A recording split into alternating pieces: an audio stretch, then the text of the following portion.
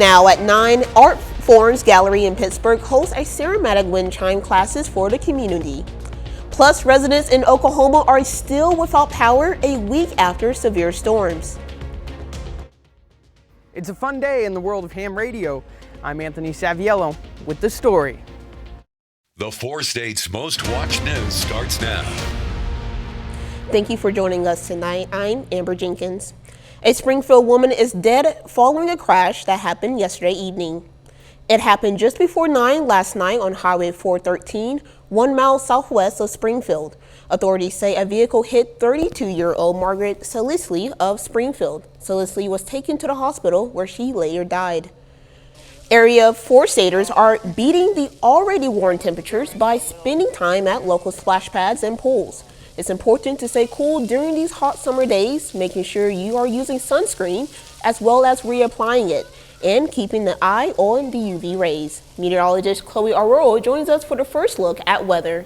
Yeah, well, speaking of those UV rays, we're very high for the next day or so, heading into today and into tomorrow as well. We'll see that UV index around 10 or 11. So the burn time, less than 10 minutes. So make sure that you're limiting your time outdoors, putting that sunscreen on as needed, and find that shade as quickly as you possibly can once you start to feel a little bit on the crisp side. So temperatures right now hanging around in the 80s. We've cooled down just a hair compared to what we've been seeing. Thank goodness, a good relief of what we saw yesterday, and even this afternoon we topped out into the 90s. Now coming up in a bit, we're going to talk about the chances for showers at the end of this evening, but also I'll time out the showers that we'll see throughout the rest of this week, and triple-digit temperatures. That'll be all coming up here in a bit.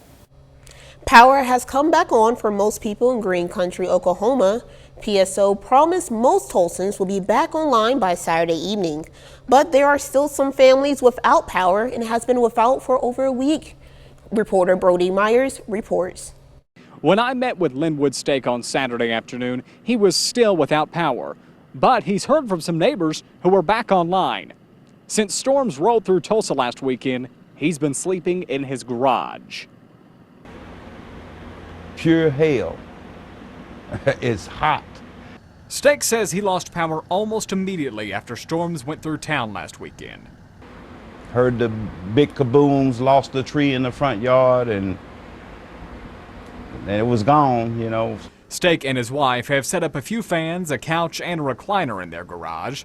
He says it's too hot inside their house to comfortably sleep.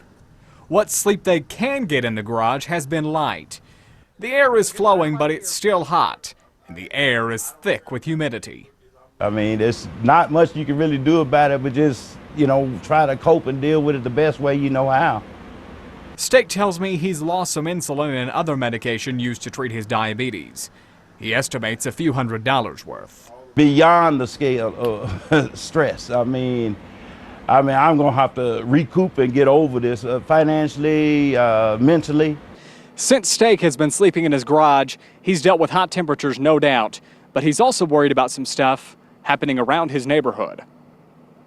Having to keep ourselves protected because we have a lot of nuisance over here in the neighborhood, you know, so it's kind of like an uncomfortable situation to have to sleep that way, but there was no way we could sleep in the house. It was too unbearable. After our interview, I saw several PSO crews and private electricians around working on restoring power. Wayne Green with PSO says they have almost 4,000 workers out in the city. No one has been released, no one will be released until we don't have work for them anymore. Stake has dealt with a lot. He told me just seeing the crews around his house had made him feel better.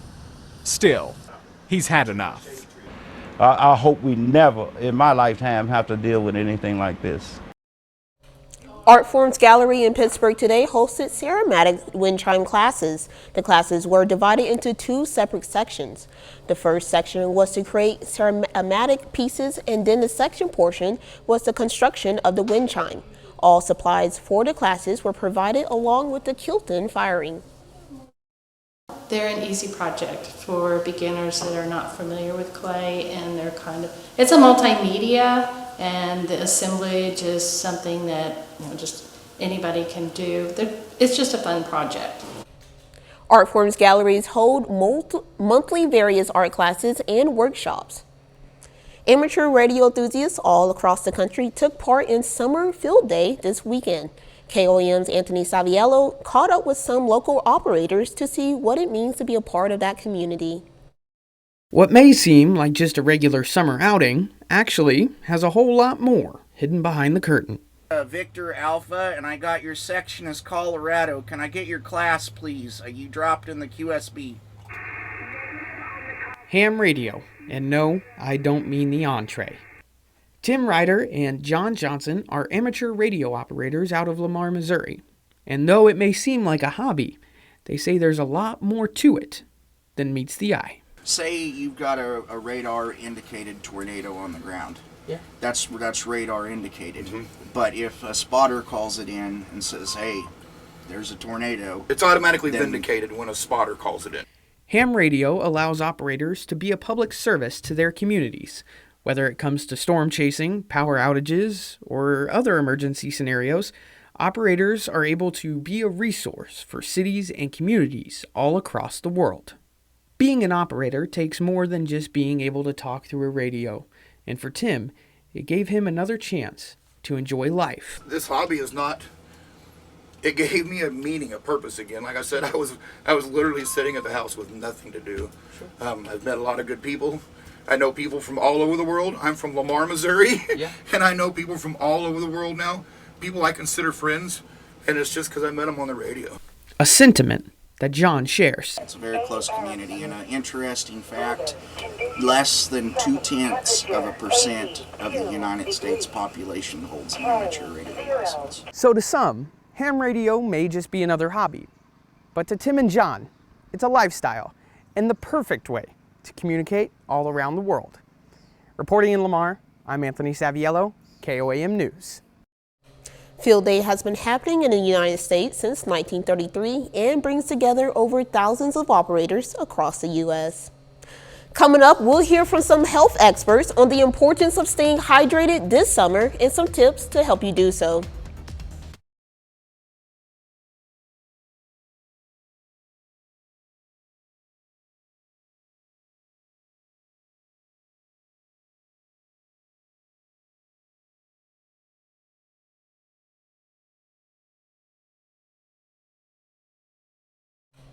Think you should get paid for walking? This company agrees. Jim Bird is looking to hire a chief step officer to walk 10,000 steps for $10,000. The company says the CSO will train for a month in order to be comfortable walking 10,000 steps a day. Along with the step requirement, the CSO would need to film a weekly video and write a paragraph about their experience, as well as post on social media every week to encourage others to start walking. Jim Bird's website has more on how to apply for the position. As summer is coming full speed onto us with raising temperatures continuing, health professionals are sharing some tips on how to stay safe and hydrated during this summer season. Fox Lauren Clark has more. It's a fact of life most Phoenicians have come to deal with. It's definitely hot. Our summers are sizzling hot. And soon those temperatures will go from mildly unpleasant to the nearly insufferable 110s. Every organ is working that much harder. Can really take a toll on your body, warns Samia Kadri, nurse practitioner and supervisor at Banner Urgent Cares. People can land in a coma if they are not careful enough out there. This was serious. It can be quite serious. And the most important thing to do, drink water. A lot of it.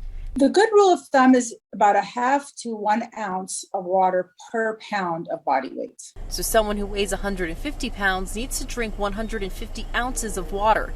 That's equivalent to about 5 bottles of water. I want to always have water and be prepared that way. Drink water. Including Trinity, who uses her Stanley bottle to reach her daily water goals. 3 to 4, as much as I can. And if you're going to be outside for a prolonged amount of time or doing vigorous activity, Kadri says you'll need to do something else too. That you've got to replenish those electrolytes. And you can make them at home. You can, use salt, sugar, and water and get a really good electrolyte drink. A new study finds short daytime napping could be good for your brain health.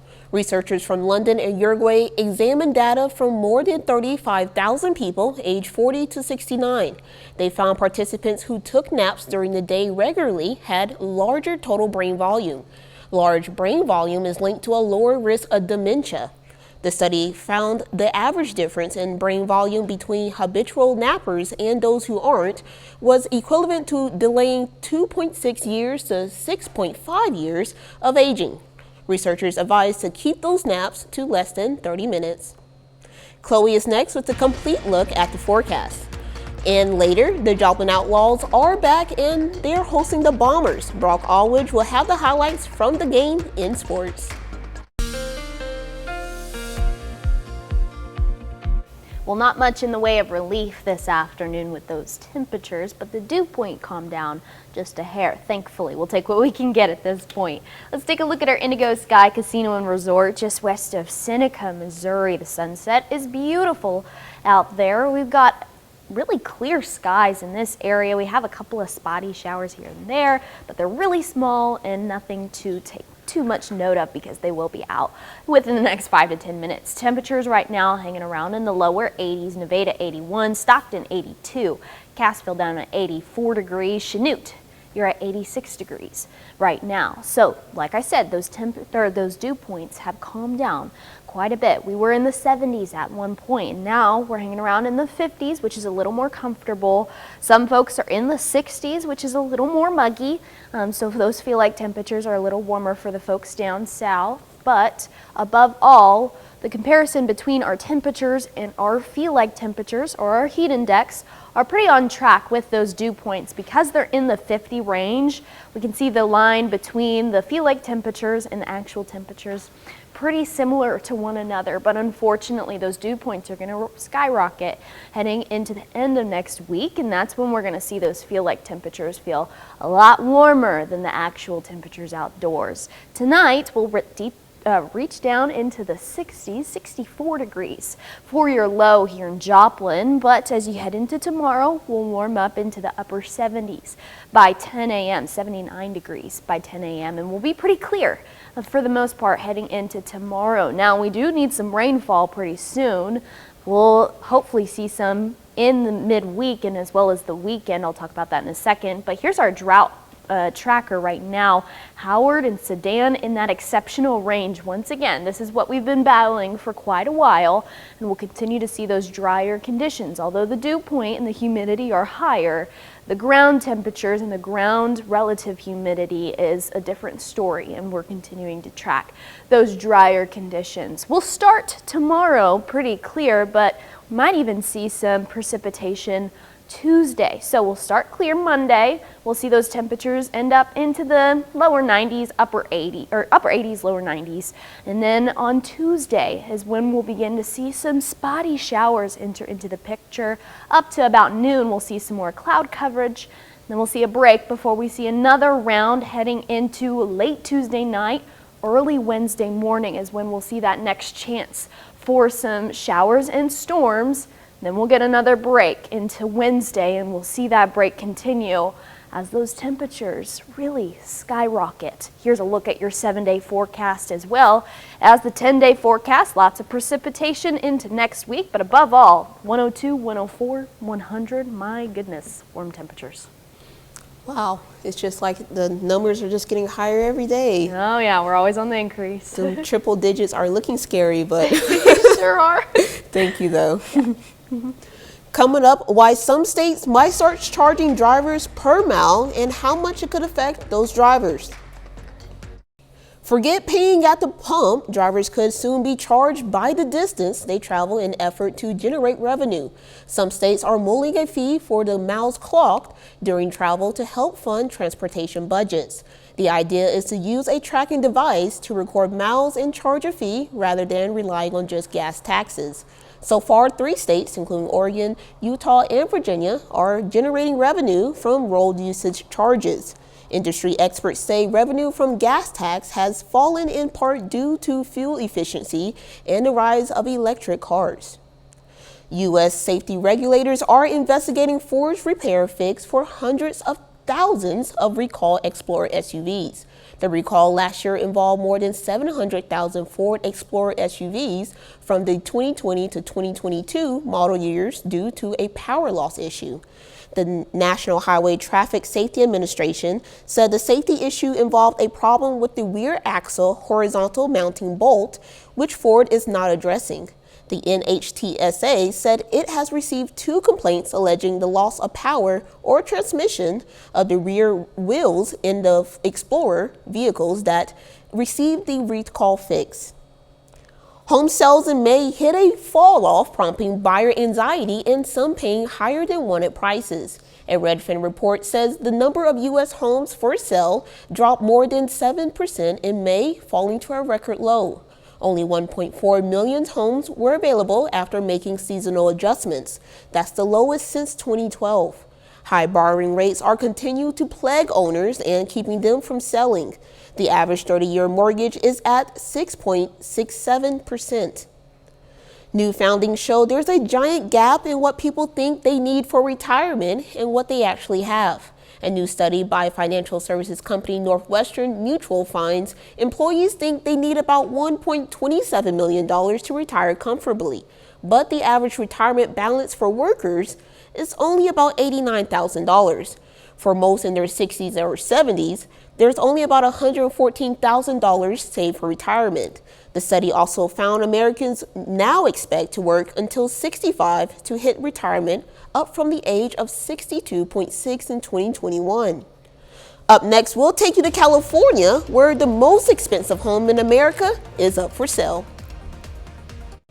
One of the most expensive homes in America is up for grabs. Looking to move? Why not check out the Casa Indana in Bel Air, California? The 40,000 square foot home is hitting the market again, this time with a meager $250 million asking price. If the home fetches this much, it would set a record as the most expensive private home, beating out a New York City penthouse which sold for $240 million, taking the title. Casa Novanta is no stranger to making history. Its previous sales back in 1980 and 2000 both broke the same record. 30 more minutes of news, weather, and sports coming your way. Coming up, investigations are underway following multiple street shootings this weekend, one of them being in Kansas City, Missouri. We'll have the details. Multiple investigations are underway following a string of street shootings in 2 states over the weekend. In Kansas City, Missouri, at least 3 people are dead and 5 others are recovering after a shooting Sunday morning. And at least 2 people are dead and 15 others are injured following a shooting in Michigan on Saturday. Shelly Malashi has the latest on the investigations. We don't know exactly what happened here. Gun violence strikes again over the weekend, with the latest mass shooting happening Sunday morning in Kansas City, Missouri. According to police, the call came in at 4:30 a.m. and they later determined there was a large gathering. The victims were found in the parking lot and in the street of the intersection. Obviously, there had to have been some kind of conflict that got us here. We just ask everyone, like, when it comes to a conflict, put down the guns, take a breath, walk away. Kansas City detectives and crime scene investigators were seen processing the scene for evidence in hopes of gathering more information from witnesses. A big part of it is building trust. I talked to some people, we had a good conversation for a minute, and somebody else put their finger over their mouths to indicate staying quiet. I think that's regrettable. Meanwhile, in Saginaw, Michigan, a 19-year-old man and a 51-year-old woman are dead following a shooting around midnight on Saturday. Authorities said preliminary reports indicate a fight broke out at a large street party, resulting in a shooting. Police said at least 5 different caliber weapons were used, and no suspects are in custody at this time. According to the Gun Violence Archive, so far there have been 325 mass shootings this year in the U.S. That number is up by 5 shootings in just the last weekend. I'm Shelly Malashi reporting.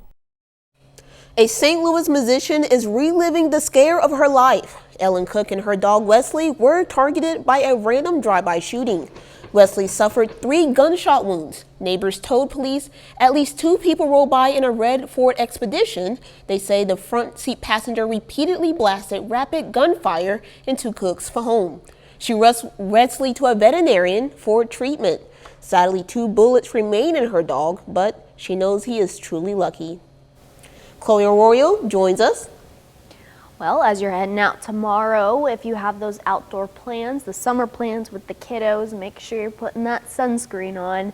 The UV index is 11 heading into tomorrow afternoon. So the burn time, less than 10 minutes. So make sure that you're getting under the shade as much as possible. Take breaks and go indoors for a little bit before you go back out just again. So set that timer as you're outdoors and still enjoy the day because it will be a beautiful day nonetheless. Temperatures right now hanging around upper 70s, lower 80s across the board. The dew point has calmed down just a hair, thankfully, since what we saw yesterday, but coming up in a bit, we're going to talk about the storm chances this week, when the dew points will rise once again, and those triple-digit temperatures. I'll have the details coming up in a few minutes.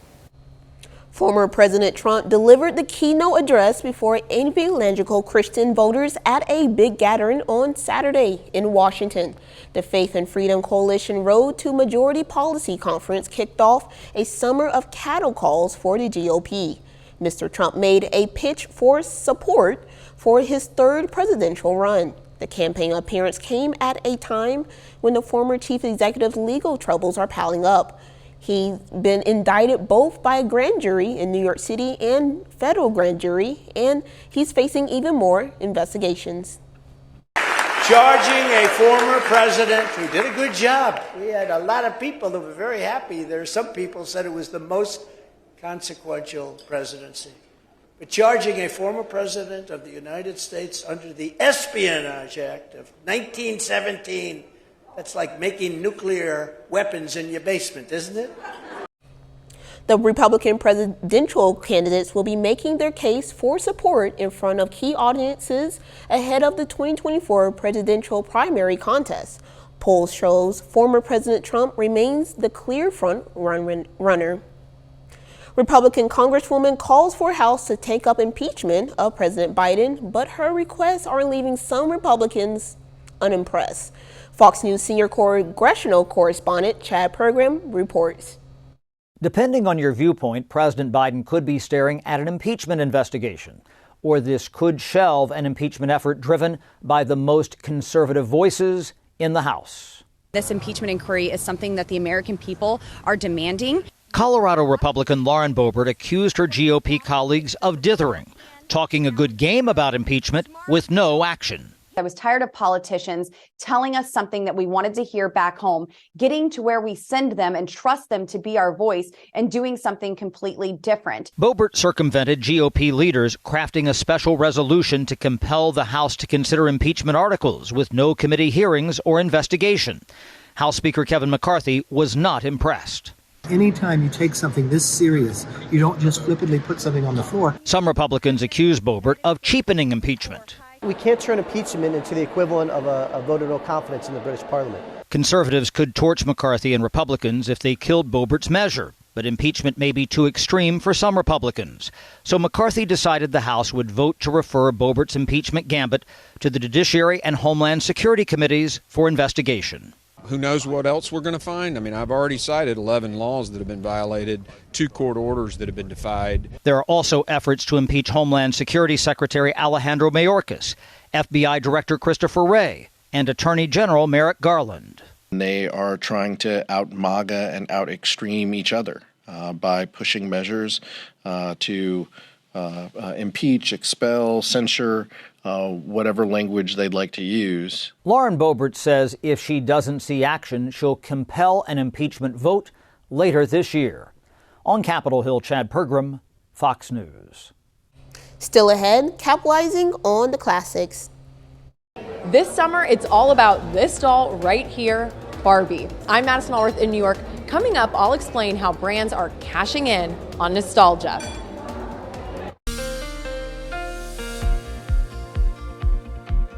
Well, heading into the summer season, it's really important now more than ever to make sure that you're staying hydrated throughout these really hot temperatures, especially when the dew point skyrockets, which we could see later on into the end of the week. Here's a look at our Indigo Sky Casino and Resort just west of Seneca, Missouri. A clear sky outdoors, and temperatures have cooled down quite a bit into the lower 80s, even upper 70s for some folks. Nevada 78, Cassville 82, Grove a little further south, and at 84, Parsons. You're hanging out at 86 degrees right now. So we're still in the warmer range, but we've cooled down compared to what we have seen in the feel-like temperatures.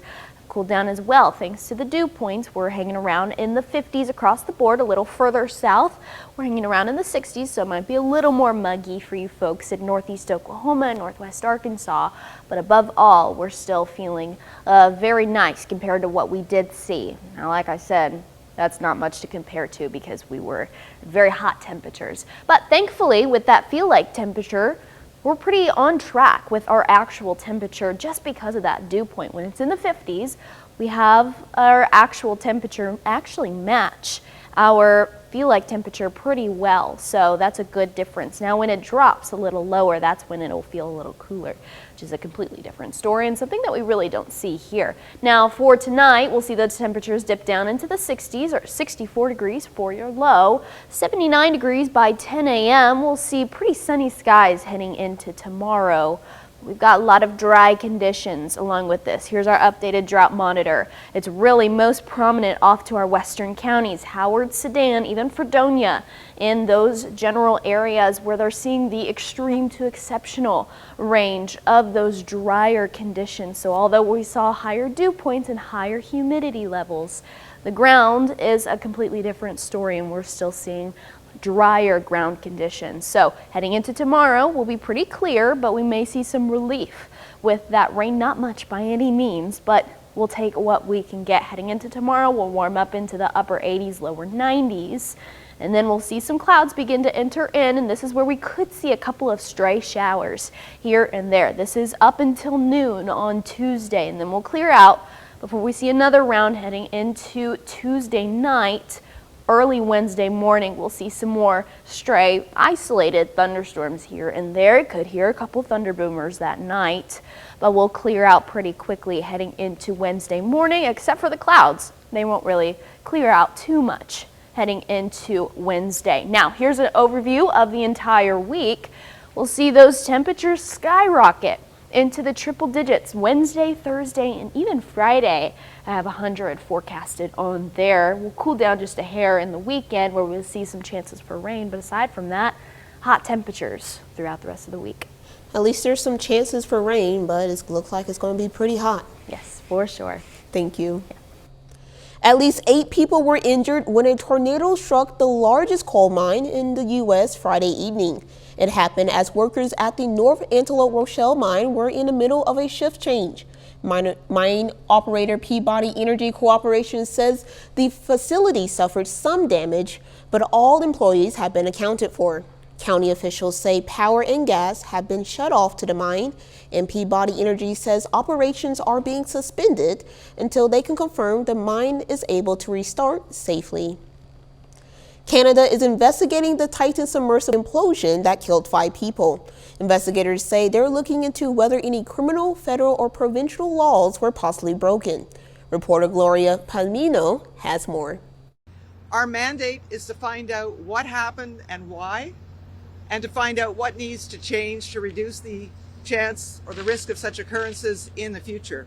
Authorities in both the U.S. and Canada are investigating the catastrophic implosion of the Titan. The submersible went missing last Sunday during its expedition to the wreck of the Titanic, roughly 2 miles below the surface of the sea. Authorities believe the submersible imploded, killing everyone on board. The platform the Titan launched from rolled back into the harbor Saturday morning, along with the Polar Prince, Titan's mothership, carrying a crucial piece of evidence in the investigation. Vessels of this size are required to have a voyage data recorder, which records audio that's on the bridge. The content of those voice recordings could be useful in our investigation, but the contents are privileged under Canadian law, and therefore we can't share what what the voice recordings will say. Remaining crew members and the families of the 5 victims who were on board have also returned. They will be interviewed by Canada's Transportation Safety Board as part of its investigation. Our investigators have worked very, very diligently as we're completing our interviews and with them, those individuals, we're allowing them a chance to leave. TSB officials say their investigation will not assign blame or determine civil or criminal responsibility. In the meantime, the Royal Canadian Mounted Police has opened a separate investigation to determine if a criminal probe should be conducted. Such an investigation will proceed only if our examination of the circumstances indicate criminal, federal, or provincial laws may possibly have been broken. Coming up in sports, the College World Series lives on in Omaha for one more night. Plus, the Joplin Outlaws return to Joe Becker Stadium tonight. We'll have the highlights next in sports.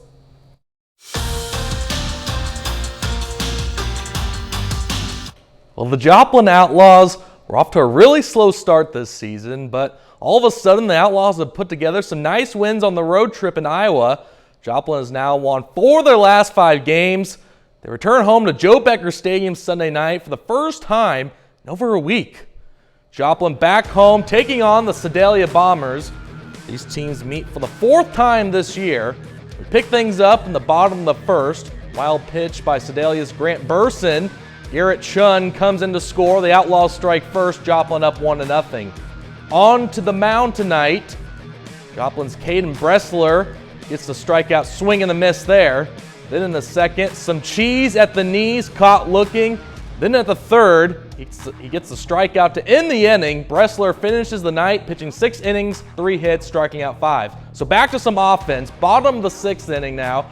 Carson Green hits this perfectly into left field for an RBI single. Jarrett Nelson comes in to score. Outlaws lead 2-0. Later in the inning, Ethan Kruger's going to ground out here. However, Joplin is able to score another run. Outlaws up 3-0. Joplin goes on to win this one big over Sedalia 8-1. The Outlaws have now won 5 of their last 6 games. Well, the St. Louis Cardinals are in the United Kingdom facing the Cubs in the MLB London Series. As for the Kansas City Royals, they're looking to win their 4-game series for the first time this year. Cardinals versus Cubs, day 2 of the London Series. St. Louis down 4-1 in the second, but Brendan Donovan gets this ball through. 2-run single. Cards now down only 4-3 now. So through the 3rd inning, rookie Jordan Walker hits this ball up the middle. Cardinals have tied the game 4-4. So head to the 4th inning now. Same score. Paul Goldschmidt will come up to the plate. And Goldie will go opposite field here. Redbirds take the lead off the RBI single. It's now 5-4 St. Louis. And the Chicago Cubs starting pitcher Marcus Stroman has an injury to his finger, so he will have to leave the game and he would not return. Bottom of the 5th now, Nolan Gorman out to left field. Wilson Contreras is going to race around 3rd, and he will come in to score. Cardinals lead 7-4. Gorman is out, but that won't matter. Cardinals get even with the Cubs. St. Louis beats Chicago 7-5. Royals at the Rays in the Trop. We pick things up in the bottom of the 3rd. Hey Siri bombs away. Jose Siri at the solo shot. Rays take the lead 1-0. Top of the 4th now. Michael Garcia gets this ball through to center field. Royals will tie the game off the RBI single 1-1 now. Fast forward to the bottom of the 7th now. Same score. Taylor Clark's pitch is a wild one. Jose Siri will come in to score, and the Rays will take the lead as they go up 2-1. To the top of the 9th now, Royals down 3-1. Drew Waters at the plate with a runner in scoring position. He'll ground out to short, and the Rays hold on to beat the Royals 3-1 as they go on to split the series. Well, we've made it to the final day of the College World Series, so we think. The LSU Tigers are 1 win away from winning the national title. Meanwhile, the Florida Gators are a win away to go from win or go home situation. So here we go in Omaha, Tigers versus Gators, top of the 2nd inning, 1-0 LSU. Ty Evans gets a good piece of it. That ball stays fair. So the Gators will tie this game up off the solo home run. Top of the 3rd inning now, tied up 3-3. Ty Evans again looks almost identical from his last home run, except this time it's a grand slam. Evans clears the bases. Gators go up 7-3. 6th inning now. Future MLB prospect Wyatt Langford Takes that ball all the way out from Nebraska and over to Iowa, maybe. 3-run homer, Florida up 11-3. Now the Gators are starting to pour it on. Next batter, Jack Cagiglione, reached some bleacher bums with that shot. Gators up 12-3 now for the solo home run. 8th inning now. It's become batting practice once again. Jack Cagiglione again with a second of the day. The Gators go up 19-3. Florida forces a game 3, and the Gators go on to win 24-4. And it was great to see the Joplin Outlaws back there at Joe Becker Stadium tonight. They're able to get the win, and they won 5 of their last 6, so Joplin's getting things turned around. Well, congratulations to them. Absolutely. We'll be right back. 5 separate events brought several families together to discuss solutions aimed at reducing violence this summer. Fox Jalen Levivo shares how one organization is looking for community input to tackle this issue. It's the Safe Summer Kickoff, uniting communities across Louisville. The bigger picture includes this survey aimed at reducing violence this summer. This was the scene across Louisville. This is amazing to be a part of, and to know that this is what I grew up around is dope to see. Bounce houses and mascots, free food, and plenty of games. Well, it's good to bring the community out to let the community know who's here and make a connection with them. It's a sign of hope for Kenya Wade, whose daughter was shot several times in 2016. There is solutions to this, and it's going to take all of us. Saturday, the Office of Safe and Healthy Neighborhoods simultaneously held 5 events in 5 different communities. It's part of its Safe Summer Kickoff. We're all going to be offering resources today to families and the young people to let them know that there's an alternate route to balance this summer. In addition to the resources offered, Ocean asked families to complete surveys posing several questions. What could we do in the community to make the community better? Is there a lot of violence in the neighborhood? Organizers say they will use families' responses to eliminate barriers the community might face. We're going to take a good look at those surveys and get as much data as we can from that so that we know how to strategically place our resources inside their communities. Up next, there's a new pop-up cafe in New York, and it might bring you some nostalgia. We'll take a look. It's the summer of nostalgia, and in New York City, you can live and eat like Barbie. Fox News correspondent Madison Allworth is at the Malibu Barbie Cafe with a look on how companies are capitalizing on the classics. It is the summer of nostalgia, especially here at the Malibu Barbie Cafe, where I am clearly a Barbie girl in a Barbie world, and I am not alone. So many folks coming here paying $40 per ticket just to get inside. And that might seem steep, but the reality is tickets for the weekend here at this cafe through the summer, they're almost entirely sold out. That's because it's big bucks. Companies are looking to the past to get ahead, not just with the movie itself, which is estimated to have cost about $100 million to make, hoping for $55 million opening weekend, but because of these outside things like the cafe like this, $40 to get in, and then you still gotta buy the food and all of the experiences. But I mean, come on, when you look at a drink like this, you understand why people do it. And of course, it's not just Mattel and Barbie. This summer in theaters, we're gonna have Indiana Jones, as well as Mission Impossible. And then you look outside of the cinema and you see brands like McDonald's bringing back the Grimace Shake, seeing cereal on shelves that we haven't seen since the 90s. All of this tapping into that millennial sentiment and the millennial wallet and hoping that that nostalgia means more money for those brands. I know Mattel is hoping for a Barbie bump this summer. Barbie brings them about $1 billion a year. And best guess is it's going to be even more this year. At the Malibu Barbie Cafe in New York, I'm Madison Allworth, Fox Business. Well, I am super excited for the Barbie movie. I'm so excited. That made me even more ready to see it. I can't wait for it to come out. Same. But what's going on with weather? Yeah, so we have a chance for some isolated showers and storms into Tuesday and another round early Wednesday morning. But aside from that, be ready for those warm temperatures, 102, 104, 100. If you don't like the summer temps, then make sure that you have that AC cranking and stay hydrated throughout the rest of this week. Yes, the key word is have the AC. Yes. AC. Very much so. That's our time for tonight, and thank you for joining us. We'll leave you with a video of a giraffe at the Brookfield Zoo. We'll see you back here next time. Thank you for making us a part of your night.